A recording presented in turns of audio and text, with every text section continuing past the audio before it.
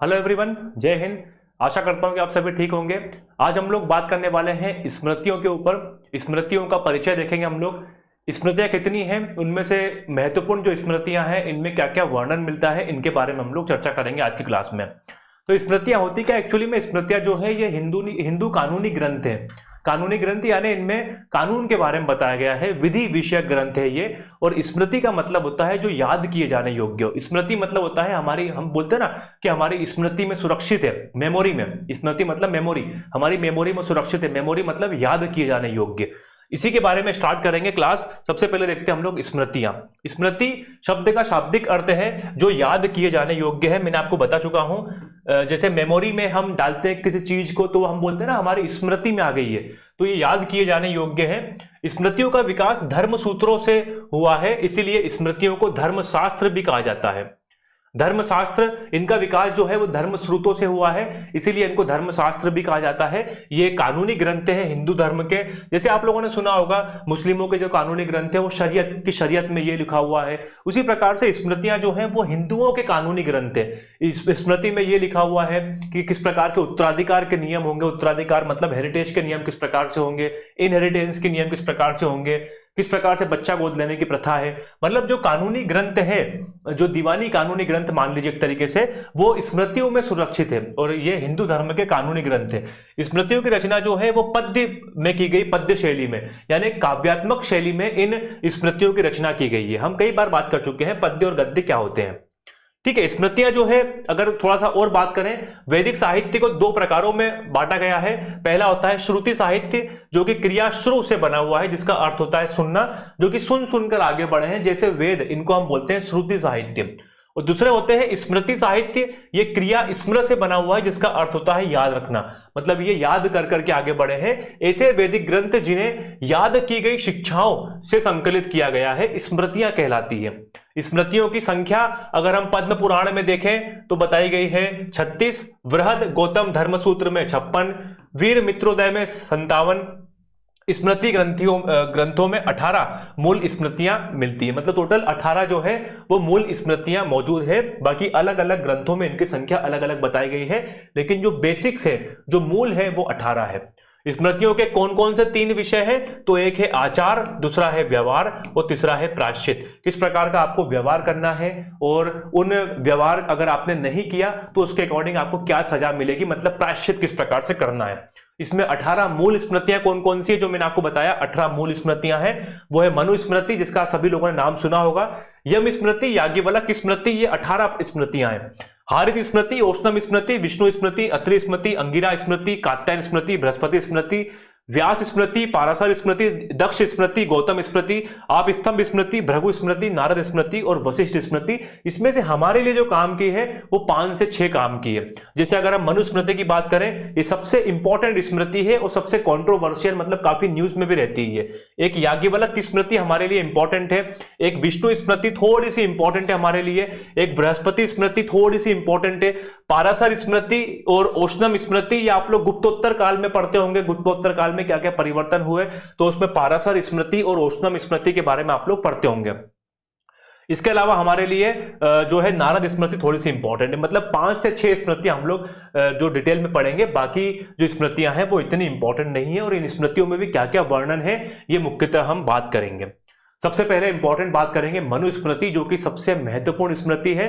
और अगर हम देखें सबसे इंपॉर्टेंट लिटरेचर टेक्स्ट है ये हमारा, अगर देखा जाए, जो कंट्रोवर्शियल भी रहा है मनुस्मृति। तो इसका लेखन, सबसे पहली बात करें अगर इसका लेखन कब हुआ है, तो इसका लेखन शुंग काल में हुआ है। ऐसा कहा जाता है कि मनुस्मृति की जो रचना है वो मनु के द्वारा की गई थी। मनु के द्वारा इसकी रचना की गई थी। बाद में इसका जो लेखन है, जो इसको याद कर करके आगे बढ़ाया, तो इसको फिर इसका लेखन, मतलब इसको लिख दिया गया कब? इसको लिख दिया गया शुंग काल में, जब पुष्यमित्र शुंग, आप लोगों ने पढ़ा होगा शुंग वंश में, जब मौर्य काल का पतन होता है और मौर्य काल के अंतिम राजा जो है वृहद्रथ, इनको हटा करके जो पुष्यमित्र शुंग उनके सेनापति है, ये ब्राह्मण वंश यानी शुंग वंश की नींव डालते हैं। तो उस शुंग काल में इस मनु स्मृति का संकलन किया गया था, उसका लेखन किया गया था। मनुस्मृति में कुल 12 अध्याय हैं और 2684 श्लोक है, कहीं कहीं पर 2964 भी वर्णन मिलता है इसका श्लोकों का, इतना इंपॉर्टेंट नहीं है फिर भी, लेकिन ध्यान रखिएगा 12 अध्याय है और लगभग जो है वो 2500 से लेकर 3000 के बीच में इसमें श्लोक मिलते हैं। इसमें 7 प्रकार के दासों का वर्णन मिलता है। देखिए इसमें वर्णन क्या क्या मिल रहा है, अब इसमें ये जो नीचे लिखी हुई चीजें हैं ये है वर्णन यानी कि इसमें क्या क्या चीजों का डिस्क्रिप्शन मिल रहा है, हमें क्या क्या चीजें बताई गई है। तो इसमें 7 प्रकार के दासों के बारे में बताया गया है कि दास जो है वो 7 प्रकार के होते हैं। इसमें उत्तराधिकार संबंधी नियम बताए गए हैं। उत्तराधिकार संबंधी नियम मतलब किस प्रकार से संपत्ति का जो है विभाजन होगा, ये इसका मुख्य विषय है मनुस्मृति में। पैतृक संपत्ति पर केवल पुरुष का अधिकार होगा, महिलाओं का अधिकार नहीं है। इंपॉर्टेंट फैक्ट है, ध्यान रखिएगा, जो भी पैतृक संपत्ति है उसके ऊपर केवल पुरुष का अधिकार है, महिलाओं का नहीं, मनुस्मृति के अनुसार। ठीक है, पैतृक संपत्ति मतलब एक मान लीजिए पिता है, उसके 3 बच्चे हैं, एक लड़का है और एक मान लीजिए लड़की है, तो जो संपत्ति का विभाजन होगा वो इन दोनों के बीच में होगा, इसको संपत्ति नहीं मिलेगी। ये मनुस्मृति बोल रही है, मैं नहीं बोल रहा हूं, मनुस्मृति बोल रही है कि महिलाओं को संपत्ति में अधिकार नहीं था। पैतृक संपत्ति में महिलाओं का अधिकार संपत्ति में कब रहेगा, उस किस स्थिति में रहेगा, केवल उसका अधिकार जो है वो स्त्री धन के ऊपर है। स्त्री धन यानी विवाह के अवसर पर उस स्त्री को मिलने वाला दहेज, तो जो दहेज रहता है उसी के ऊपर केवल महिला का अधिकार है, धन के रूप में, संपत्ति के रूप में, बाकी किसी संपत्ति के ऊपर उसका अधिकार नहीं है। विवाह के इसमें 8 प्रकारों का वर्णन मिलता है। हम लोगों ने बात कर चुके हैं 8 प्रकार के विवाह कौन कौन से होते हैं, जैसे देव विवाह, आर्ष विवाह, ऋषि विवाह, ब्रह्म विवाह, गंधर्व विवाह, पिशाच विवाह, भूत राक्षस विवाह। इस प्रकार के जो 8 विवाह होते हैं, उन 8 विवाहों का वर्णन जो है वो मनुस्मृति में ही मिलता है। ब्राह्मण को शूद्र कन्या से विवाह का अधिकार था। इंपॉर्टेंट फैक्ट ध्यान रखिएगा, यहां पर ब्राह्मण जो है, लड़का, शूद्र लड़की, ये आपस में विवाह कर सकते हैं। ठीक है, मतलब अनुलोम विवाह जो है उसका अधिकार था, प्रतिलोम विवाह का अधिकार नहीं था। 2 प्रकार के विवाह होते हैं, एक होता है अनुलोम विवाह और एक होता है प्रतिलोम विवाह। अनुलोम विवाह जहां पर लड़का जो है वो उच्च वर्ण का है और लड़की जो है वो निम्न वर्ण की है, ये कहलाता है अनुलोम विवाह। प्रतिलोम विवाह क्या कहलाता है, जहां पर लड़की उच्च वर्ण की है और लड़का निम्न वर्ण का है, मतलब ये प्रतिलोम उल्टा हो गया, लड़की उच्च वर्ण की और लड़का निम्न वर्ण का।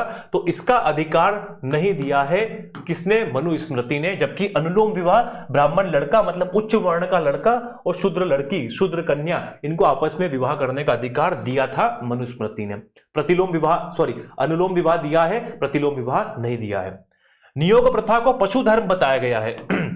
क्या होता है, प्राचीन समय में एक प्रथा प्रचलित थी जिसका नाम है नियोग प्रथा।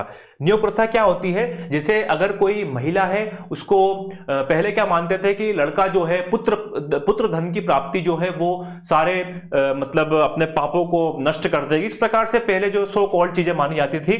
तो किसी महिला को मान लीजिए पुत्र की प्राप्ति नहीं हो पाई, या फिर किसी महिला को बच्चे नहीं हो रहे हैं, या फिर किसी महिला के बच्चे होने के पहले ही उसके पति की डेथ हो गई है, मृत्यु हो गई है, या फिर किसी महिला के जो हस्बैंड है वो इनफर्टाइल है, नपुंसक है। तो इस कंडीशन में क्या होता है, जो महिला है वो अपने परिवार की परमिशन से अपने परिवार के किसी अन्य सदस्य के साथ में इंटरकोर्स कर सकते हैं, जिससे उन्हें बच्चा उत्पन्न हो। इसको बोलते हैं नियोग प्रथा। तो इस नियोग प्रथा को पशु धर्म बताया गया था मनुस्मृति में कि नहीं, ये नियोग प्रथा जो है वो गलत है। महिलाओं को तलाक और पुनर्विवाह की अनुमति नहीं दी गई थी, ये भी इंपॉर्टेंट फैक्ट। देखिए मनुस्मृति जो है वो एक तरीके से रूढ़िवादी है, कंजर्वेटिव, बहुत ज्यादा कंजर्वेटिव रहेगी। इसमें महिलाओं को कोई भी अधिकार नहीं मिला हुआ है, साथ में इसमें शूद्रों के पास में भी कोई अधिकार नहीं था। इसीलिए मनुस्मृति का इतना विरोध होता है। डॉक्टर भीमराव अंबेडकर जी के द्वारा मनुस्मृति को जलाया गया था, पहले फाड़ा गया था, बाद में जलाया भी गया था। और जब जब अधिकारों की बात होती है, देखिए जब जब अधिकारों की बात होगी तब तब क्या होता है, अधिकार किसके, एक तो शूद्रों के अधिकार यानी जो दलित है उनके अधिकार, और एक जो महिलाओं के अधिकार है। तो जब जब अधिकारों की बात होती है तो एक सिंबल के रूप में, एक प्रतीक के रूप में मनुस्मृति को इसीलिए जलाया जाता है क्योंकि मनुस्मृति में शूद्रों के पास में और महिलाओं के पास में कोई अधिकार नहीं था। वो सबसे प्रामाणिक जो ग्रंथ है, कानूनी ग्रंथ हिंदू धर्म का, वो मनुस्मृति को ही माना जाता है। इसीलिए जब जब अधिकारों की बात होगी, राइट्स की बात होती है, इस मनुस्मृति को सिंबल के रूप में जलाया जाता है। ठीक है, विधवाओं के मुंडन की संतुति की गई। मैंने आपको बताया इसमें महिलाओं के बहुत ज्यादा अत्याचार हुए हैं इस वाले मनुस्मृति के अकॉर्डिंग। ठीक है, तो इसमें आप लोग इंपॉर्टेंट चीजें हैं, याद रखिएगा। महिलाओं को ना तो इसमें नियोग प्रथा का अधिकार था, न तलाक का अधिकार है, न पुनर्विवाह का अधिकार है। इवन जो विधवाएं हैं उनका मुंडन करा देना चाहिए। महिलाओं को संपत्ति के ऊपर कोई अधिकार नहीं दिया गया, केवल उसका अधिकार रहेगा स्त्री धन के ऊपर। स्त्री धन भी कौन सा, जब विवाह के समय पर दहेज के रूप में उसको मिला था। बाकी इसमें कोई अधिकार नहीं दिए गए थे। महिलाओं को आश्रित माना गया है इस मनुस्मृति के अनुसार। आश्रित कैसे, जब वो बच्ची रहती है तब अपने पिता के ऊपर, जब वो शादी होकर के अपने पति के घर जाती है तब अपने पति के ऊपर, और जब वो उसके पति की डेथ हो जाती है, बच्चे होते हैं, तब बच्चों के ऊपर। मतलब महिलाओं को इसमें पूरी तरीके से आश्रित माना गया, पहले पिता के ऊपर, फिर पति के ऊपर, फिर बच्चों के ऊपर। इसमें महिलाओं को कोई अधिकार नहीं मिला था मनुस्मृति में। इंपॉर्टेंट चीजें हैं, ध्यान रखिएगा स्मृति में कौन कौन सी चीजें इंपॉर्टेंट है। इसके अलावा सिक्कों का पहली बार जो वर्णन है वो मनुस्मृति में ही मिला है। इसमें चांदी के पूर्ण सिक्कों का वर्णन मिलता है, तांबे के काशार्पण सिक्कों का वर्णन मिलता है, और स्वर्ण सिक्के, सोने के सिक्के, और काकड़ी जो है वो सबसे छोटा सिक्का, इनका वर्णन मिलता है। आपसे पूछ सकते हैं कारसार्पण किस धातु का बना हुआ सिक्का था, तो वो तांबे का सिक्का था, कॉपर कॉइन था वो। इंपॉर्टेंट है, ध्यान रखिएगा चीजें, फैक्ट। औपनिवेशिक काल में, औपनिवेशिक काल मतलब जब भारत गुलाम था अंग्रेजों का, तो औपनिवेशिक काल के दौरान हिंदू कानून के निर्माण में इसका उपयोग किया गया। देखिए मैंने आपको बताया इसीलिए इसका इतना विरोध होता है। हिंदू जितने भी कानून है, दीवानी कानून को बनाने के लिए मनुस्मृति का सहारा लिया गया था औपनिवेशिक काल में। और मनुस्मृति में आपको पता है शूद्रों को और महिलाओं को कोई अधिकार नहीं है, इसीलिए इसका इतना विरोध होता है। मनुस्मृति में आर्य संस्कृति को 4 प्रदेशों में बांटा गया है। ब्रह्मावर्त, ये हम लोग पहले बात कर चुके हैं, भारतवर्ष नामक एक लेक्चर देखा था हम लोगों ने, उसमें ब्रह्मावर्त ये सरस्वती और द्वजदती के बीच का एरिया है। द्वजदती मतलब घग्गर या चितंग नदी भी कहते हैं इसको, सरस्वती और द्वजदती। ब्रह्मावर्त का एरिया कहां पर पड़ता है, ये मुख्यतः पड़ता है दिल्ली, हरियाणा, कुरुक्षेत्र, कुरु वाला एरिया। ब्रह्म ऋषि, ये कुरु, पांचाल, मत्स्य, सूरसेन नामक एरिया थे। ब्रह्म ऋषि का एरिया कहां पड़ता है, ये गंगा यमुना के दोआब में, जो उत्तर प्रदेश का एरिया मुख्यतः इसमें पड़ता है। मध्य देश, हिमालय में विंध्य, हिमालय से विंध्य तथा सरस्वती से प्रयाग के बीच, हिमालय पर्वत से लेकर विंध्य पर्वत के बीच, और सरस्वती नदी मतलब जो राजस्थान में बह रही है, और प्रयाग, इन नदियों के बीच का एरिया मध्य देश। हम लोग बात कर चुके हैं इसलिए इसके ऊपर समय नहीं खर्च कर रहे हैं हम लोग। और आर्यावर्त 2 पर्वतों के बीच, 2 पर्वत मतलब वही हिमालय पर्वत और विंध्य पर्वत, और 2 समुद्रों के बीच मतलब पूर्व का समुद्र और पश्चिम का समुद्र, इन समुद्रों के बीच का जो एरिया है वो आर्यावर्त। तो आर्य संस्कृति जो है ये 4 भागों में या 4 प्रदेशों में विभक्त थी। इंपॉर्टेंट है, याद रखिएगा। ब्रह्मावर्त का एरिया दिल्ली, कुरुक्षेत्र, हरियाणा। ब्रह्म ऋषि का एरिया यूपी में गंगा यमुना के बीच का। मध्य देश हिमालय विंध्य के बीच में और सरस्वती और प्रयाग के बीच में। और आर्यावर्त थोड़ा और नीचे चले जाए तो हिमालय और विंध्य में, और साथ में 2 समुद्रों के बीच का एरिया। इसमें गुरु शिष्य परंपरा का वर्णन मिलता है। 2 प्रकार के अध्यापक हैं, उपाध्याय और आचार्य। इसके प्रमुख टीकाकार, इंपॉर्टेंट फैक्ट है, देखिए ये वाला भी ध्यान रखिएगा। इसके प्रमुख टीकाकार, इसके प्रमुख भाष्यकार कौन है, मेघातिथि, गोविंदराज भरूची और कुल्लुक भट्ट, ये जो है इसके प्रमुख टीकाकार है। 1776 में अंग्रेजी में अनुवादित होने वाली पहली स्मृति है मनुस्मृति। 1776 में इसका अंग्रेजी में अनुवाद हुआ था मनुस्मृति का। देखिए 2 किताबें जो हैं इंपॉर्टेंट है, एक मनुस्मृति और एक अभिज्ञान शाकुंतलम। इनका ही सबसे पहली बार अनुवाद होता है अंग्रेजी में, कालिदास के अभिज्ञान शाकुंतलम। तो ध्यान रखिएगा, एक स्मृति भी है, कौन सी स्मृति, मनुस्मृति, इसका भी अनुवाद हुआ था सबसे पहली बार अंग्रेजी में। कोई सी ग्रंथ मतलब हिंदू ग्रंथ जिसका अनुवाद हुआ है, या हिंदी में लिखी ग्रंथ। ठीक है, तो विष्णु अपने मनुस्मृति इंपॉर्टेंट है, ध्यान रखिएगा। अगला है याज्ञवल्क्य की स्मृति। इनमें क्या मिलेगा, इनमें जनरली उत्तराधिकार के नियम कानून मिलेंगे। याज्ञवल्क्य की स्मृति तो मनुस्मृति की अपेक्षा अधिक सरल है, सुव्यवस्थित है और संक्षिप्त है। मतलब छोटी है, सिंपल है, सुव्यवस्थित है मतलब पूरी तरीके से अरेंज्ड है, साथ में संक्षिप्त है, छोटी है। ठीक है, अब देखिए इन मनुस्मृति में या इन स्मृति ग्रंथों में कुछ क्रिमिनल लॉज भी दिए गए हैं। क्रिमिनल लॉज मतलब कि जो आपराधिक कानून भी दिए गए हैं। 2 प्रकार के कानून होते हैं, एक होता है आपराधिक कानून और एक होता है दीवानी कानून। आपराधिक कानून क्या होता है?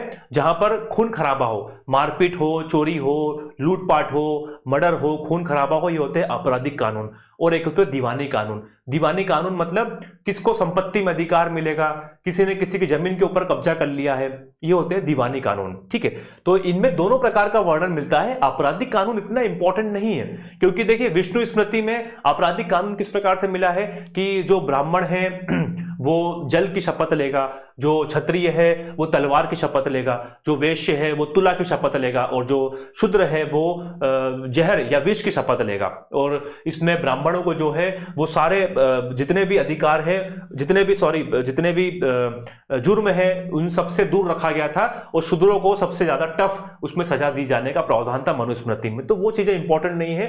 दीवानी जो मामले हैं इन स्मृतियों में वो काम के रहेंगे, क्योंकि जो आपराधिक मामले हैं वो खत्म कर दिए थे अंग्रेजों ने। आपराधिक मामले सभी के लिए एक जैसे लागू होंगे, लेकिन दीवानी मामले अभी भी इसके हिसाब से चल रहे थे। ठीक है, और अभी तक चल रहे हैं, अभी तक चल रहे थे नहीं, अभी तक चल रहे हैं। कुछ चीजों को सुप्रीम कोर्ट, माननीय उच्च न्यायालय, सर्वोच्च न्यायालय, इन लोगों ने, जुडिशरी ने इसको खत्म कर दिया है, लेकिन अभी तक भी ये मामले चल रहे हैं। अभी आपको बताऊंगा कैसे।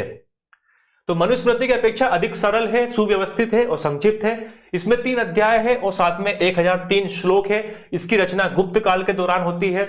मनुस्मृति की रचना कब होती है? शुंग काल में। याज्ञवल्क्य की स्मृति गुप्त काल में। जो अधिकांश लिखे गए हैं ये स्मृतियां वो गुप्त काल के दौरान ही लिखे गए हैं, ध्यान रखिएगा ये वाली बात भी।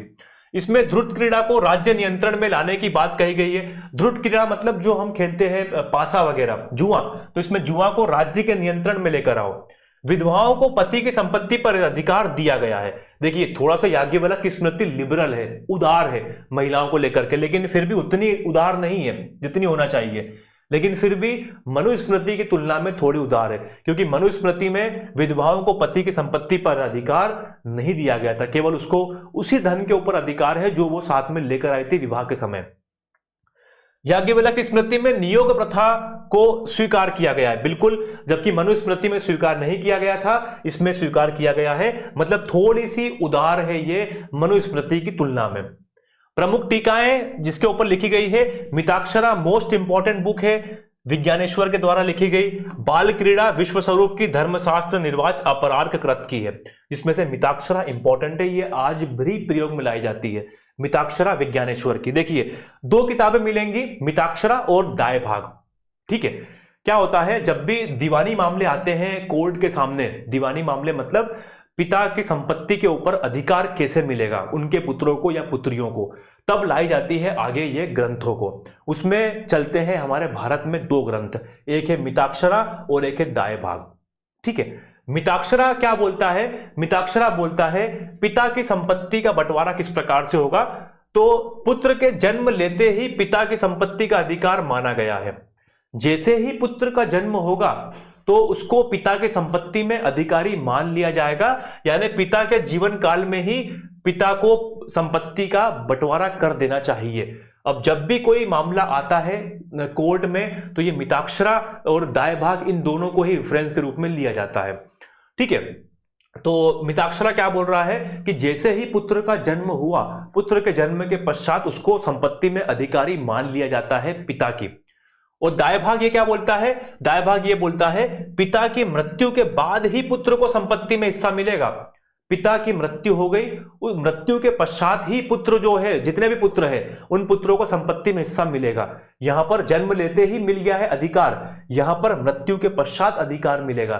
तो यहां पर क्या हो सकता है, इस वाले दाय भाग के अनुसार पिता जो है वो पुत्रों को संपत्ति से बेदखल भी कर सकता है, जबकि मिताक्षरा के अनुसार पिता जो है वो पुत्रों को संपत्ति से बेदखल नहीं कर सकता है। जो जनरली जो मिताक्षरा चलती है ये हमारे पूरे भारत में चलती है इसकी प्रणाली। जो दाय भाग है ये चलती है मुख्यतः बंगाल के एरिया में, बंगाल, उड़ीसा, ये वाले एरिया में दाय भाग को माना जाता है मुख्य रेफरेंस के रूप में। मिताक्षरा किसने लिखी है? तो कल्याणी के चालुक्य शासक थे, उन चालुक्य शासक के विक्रमादित्य के दरबार में थे विज्ञानेश्वर, इनके द्वारा लिखी गई है मिताक्षरा, विज्ञानेश्वर के द्वारा। इनके दरबार में 2 विद्वान थे एक्चुअली विक्रमादित्य के दरबार में। ये विक्रमादित्य कौन से हैं? कल्याणी के चालुक्य शासक। इनके विक्रमादित्य के दरबार में 2 विद्वान थे, एक विज्ञानेश्वर थे जिनके द्वारा किताब लिखी गई है मिताक्षरा, और एक थे विल्हण जिनके द्वारा किताब लिखी गई है विक्रमांक देवचरित। ठीक है। और दाय भाग जो है ये लिखी है जीमूत वाहन के द्वारा, ये भी याज्ञवल्क्य, ये दोनों जो है वो याज्ञवल्क्य से प्रेरित है। और हिंदू उत्तराधिकार अधिनियम 1956 जो है ये मुख्यतः दाय भाग से प्रभावित है। ठीक है, ये भी ध्यान रखिएगा, जो हमारा हिंदू उत्तराधिकार अधिनियम है 1956 ये दाय भाग से प्रेरित है। ठीक है, पिता की मृत्यु के पश्चात ही पुत्र को संपत्ति में हिस्सा मिलेगा, ये दाय भाग के अनुसार पॉइंट है। जबकि मिताक्षरा बोल रही है पुत्र के जन्म लेते ही वो संपत्ति में अधिकारी हो गया, संपत्ति में हिस्सेदार हो गया। तो ये किनके ऊपर टीकाएं हैं ये भी पूछ सकते हैं आपसे। मिताक्षरा और दाय भाग किसके ऊपर टीका लिखे गए हैं? तो याज्ञवल्क्य स्मृति के ऊपर टीके लिखे गए हैं। इंपॉर्टेंट, ध्यान रखिएगा। अगला देखिए, अगर हम लोग नारद स्मृति, तो नारद स्मृति जो है वो देवमुनि नारद के द्वारा मतलब लिखी गई है। ऐसा कहा जाता है कि इनके द्वारा रचित की गई, लिखना तो ठीक नहीं रहेगा, रचित की गई है। और अधिकांश विचार जो है वो मनुस्मृति से ही इसमें ले लिए गए हैं। इसकी रचना भी गुप्त काल में हो रही है।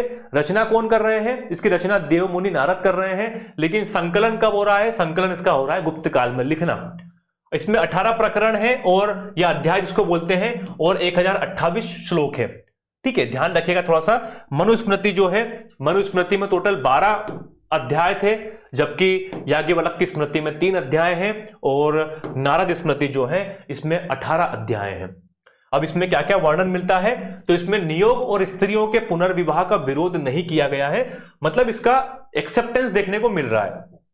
ये भी थोड़ी उदार रहेगी, मतलब जो ये प्रभावित तो मनुस्मृति से ही है, लेकिन मनुस्मृति से थोड़ी सी उदार मिलेगी ये।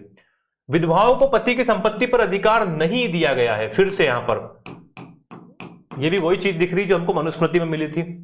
इसमें 15 प्रकार के दासों का वर्णन है, जबकि मनुस्मृति में 7 प्रकार के दास थे। यहां पर 15 प्रकार के दासों का वर्णन मिलता है। ध्रुत क्रिया पर राज्य का नियंत्रण और राजस्व वृद्धि का समर्थन किया। बिल्कुल, ध्रुत क्रिया जो है वो राज्य के नियंत्रण में ले आओ। स्वर्ण को इसमें दिनार कहा गया है, और इसके प्रमुख टीकाकार जो है वो असहाय है। इतना इंपॉर्टेंट स्मृति नहीं है नारद स्मृति। इसमें बस 1-2 चीजें याद कर लेना। कितने प्रकार के दासों का वर्णन है? तो 15 प्रकार के दास। रचना कब होती है? गुप्त काल में। किसके द्वारा इसको रचित किया गया है? तो आपको बताइए, देवमुनि नारद के द्वारा। किससे प्रभावित स्मृति है ये? मनुस्मृति से प्रभावित है। ये कुछ चीजें इंपॉर्टेंट। इसके टीकाकार कौन है? तो असहाय इसके टीकाकार है। अगला विष्णु स्मृति, ये भी थोड़ी सी इंपॉर्टेंट स्मृति है। 2-3 चीजें इसमें भी इंपॉर्टेंट है। यजुर्वेद की कठ संहिता से संबंध माना जाता है इसका। यजुर्वेद का जो हम लोगों ने पढ़ा था ना, कठ संहिता, कठोपनिषद वगैरह, तो उससे इसका संबंध माना जाता है। ये एक इंपॉर्टेंट फैक्ट है। गद्य और पद्य मिश्रित स्मृति है। इंपॉर्टेंट फैक्ट, गद्यात्मक और पद्यात्मक दोनों शैलियों में इसको लिखा गया है। जो सारी स्मृतियां हैं वो पद्यात्मक में है, यानी काव्यात्मक शैली में है। एकमात्र स्मृति विष्णु स्मृति जो गद्य और पद्य दोनों में है वो है विष्णु स्मृति। ठीक है, ध्यान रखिएगा, क्योंकि यजुर्वेद से प्रभावित है। और यजुर्वेद क्या है? यजुर्वेद एकमात्र वेद जो गद्य और पद्य दोनों में लिखा गया है। इसको आप इस प्रकार से कोरिलेट कर सकते हैं। इसमें केवल 100 अध्याय है, अत्यंत संक्षिप्त स्मृति है, मतलब बहुत छोटी स्मृति है। केवल इसमें अध्याय ही है, श्लोक वगैरह मतलब वही है। रचना इसकी भी गुप्त काल में हो रही। मैंने आपको बताया अधिकांश स्मृति की रचना जो है वो गुप्त काल में होगी। इसमें क्या क्या विषय है? इसमें सृष्टि की उत्पत्ति के बारे में बताया गया है, वराह द्वारा पृथ्वी का उद्धार। अब देखिए, विष्णु स्मृति है तो भगवान विष्णु के बारे में ही मिलेगा, और वराह अवतार किसका है? भगवान विष्णु का है। स्त्री धर्म के बारे में बताया गया है, इसमें विवाह के बारे में बताया गया है, ब्रह्मचारी तथा सन्यासी के नियम क्या क्या होंगे, वर्ण व्यवस्था, आश्रम व्यवस्था इत्यादि का वर्णन मिलता है। सती प्रथा का उल्लेख किस स्मृति में है? तो वो है विष्णु स्मृति में। इसके टीकाकार जो है वो नंद पंडित कृत वैजयंती, यानी नंद पंडित जो है इसके टीकाकार है जिन्होंने वैजयंती लिखा है, और सरस्वती विलास जो है ये लिखा है प्रताप रुद्रदेव के द्वारा। ठीक है, तो ये इसके टीकाकार है। विष्णु स्मृति में 2-3 चीजें इंपॉर्टेंट है। एक तो गद्य और पद्य शैली में है। किस वेद से प्रभावित है? यजुर्वेद से प्रभावित है। संक्षिप्त इसकी रचना कब होती है? गुप्त काल में। इसमें वर्णित विषय कौन कौन से हैं? सृष्टि की उत्पत्ति, वर्ण आश्रम, आश्रम व्यवस्था, सती प्रथा, वराह द्वारा पृथ्वी का उद्धार, स्त्री धर्म, विवाह, इनके वर्णन मिलते हैं। टीकाकार जो है वो नंद पंडित जिनकी ग्रंथ है वैजयंती, और प्रताप रुद्रदेव जिनका ग्रंथ है सरस्वती विलास। ये है विष्णु स्मृति के टीकाकार। अगली आती है पाराशर स्मृति। इसके प्रणेता जो है वो ऋषि पाराशर है, जो वेद व्यास के पिता हैं। इनके द्वारा इसकी जो है रचना की गई थी। बाद में इसका संकलन जो है वो गुप्तोत्तर काल में होता है। मैंने आपको बताया पाराशर स्मृति, औष्णम स्मृति, ये गुप्तोत्तर काल में लिखी गई है, और उसमें गुप्तोत्तर काल का वर्णन मिलेगा। इसमें 12 अध्याय हैं। पाराशर स्मृति के 2 भाग आचार और प्रायश्चित है। ठीक है, इसमें विषय क्या है? मनुष्य के आचार विचार तथा मनुष्य द्वारा किए गए पापों के प्रायश्चित का वर्णन है। मतलब मनुष्य को किस प्रकार के नियम का पालन करना चाहिए, अगर उसने कोई नियम का उल्लंघन किया है तो उसको क्या सजा मिलनी चाहिए। यहां पर प्रायश्चित का मतलब होता है सजा। प्रायश्चित का मतलब ये नहीं है कि हम अपने आप में अंदर ही अंदर गिल्टी फील हो रहे हैं, हमको रिग्रेट हो रहा है, ये नहीं। प्रायश्चित का मतलब होता है यहां पर सजा, उसको दंड क्या मिलेगा, सजा या फिर दंड, अगर उसने कोई नियम तोड़ा है तो। इसके टीकाकार कौन है? टीकाकार है माधव विद्यारण्य। इन्होंने कौन सा टीका लिखा है इसके ऊपर? वो लिखा है पराशर माधवी। ठीक है, किसी प्राणी की हत्या या आत्महत्या करना, इसके ऊपर क्या दंड है? गो हत्या न करना, न्यायोचित तरीके से धन कमाना। ब्राह्मणों की इसमें श्रेष्ठता स्वीकार की गई है। इस पाराशर स्मृति में शूद्रों और चांडालों के प्रति कठोर दृष्टिकोण अपनाया गया है। इसमें योग की महत्ता का वर्णन मिलता है और वानप्रस्थ और आश्रम संन्यास आश्रमों का भी वर्णन मिलता है पाराशर स्मृति में। इंपॉर्टेंट, ध्यान रखिएगा आप लोग थोड़ा सा, ब्राह्मणों की श्रेष्ठता किस स्मृति में स्वीकार की गई है? पाराशर स्मृति में। योग की महत्ता का वर्णन कहां पर है? वो पाराशर स्मृति में ही है। ठीक है, तो ये थोड़ा सा इंपॉर्टेंट चीजें हैं। बाकी हत्या ना करना, पाप, गो हत्या ना करना, आत्महत्या, ये सब चीजें तो इतनी इंपॉर्टेंट नहीं है। अगला आता है बृहस्पति स्मृति। ये ऋषि बृहस्पति के द्वारा रचित है, महर्षि अंगिरस के पुत्र हैं ये, और इसका जो संकलन हुआ था वो गुप्त काल में हुआ था। आपको बताया जैसा कि मैंने, सबका गुप्त काल में हुआ, अधिकांश का, कुछ का जो है वो गुप्तोत्तर, जैसे पाराशर का गुप्तोत्तर में हुआ है, मनुस्मृति का जो है शुंग काल में हुआ है। अब बृहस्पति स्मृति में क्या है? ये मनुस्मृति के परिशिष्ट के रूप में जानी जाती है। जो नारद स्मृति थी वो भी मनुस्मृति से प्रभावित है, और जो बृहस्पति स्मृति है ये भी मनुस्मृति का परिशिष्ट के रूप में जानी जा रही है। यह व्यवहार विषयक ग्रंथ है। व्यवहार विषयक मतलब वही नियम वगैरह बताएंगे। बृहस्पति को प्रार्थना या भक्ति का स्वामी कहा जाता है, नवग्रहों का गणपति नायक माना जाता है। बृहस्पति को कौटिल्य के द्वारा प्राचीन अर्थशास्त्री माना गया है। कौटिल्य जो है वो बोलते हैं कि सबसे पहले अर्थशास्त्री जो है ये बृहस्पति हैं। मनु ने जिन विषयों पर संक्षिप्त चर्चा की उसका बृहस्पति स्मृति में विस्तार से वर्णन किया गया है, क्योंकि मनुस्मृति में जिन विषयों के ऊपर थोड़ी कम चर्चा की गई थी, बृहस्पति स्मृति चूंकि मनुस्मृति का ही एक भाग के रूप में है, इसलिए इसमें मनुस्मृति के जो वो विषय जो छूट गए हैं उनके ऊपर विस्तार से चर्चा की गई है बृहस्पति स्मृति के द्वारा। और बृहस्पति कौन माने जाते हैं? बृहस्पति ये ब्राह्मणों के देवता माने जाते हैं ऋग्वेद के अनुसार। ठीक है, तो ध्यान रखिएगा आप लोग, थोड़ा सा ये चीजें इंपॉर्टेंट है। अगला कात्यायन स्मृति। इसके जो प्रणेता है कात्यायन ऋषि, रचना गुप्त काल में। देखिए ये तो आसानी से कर देंगे आप, मैंने आपको बताया अधिकांश जो है वो गुप्त काल में ही लिखी गई है। कात्यायन के लेखक कौन है? कात्यायनी आप समझ जाएंगे। इसे इसमें आर्थिक विषय संबंधित ग्रंथ है, आर्थिक विषय बताए गए हैं।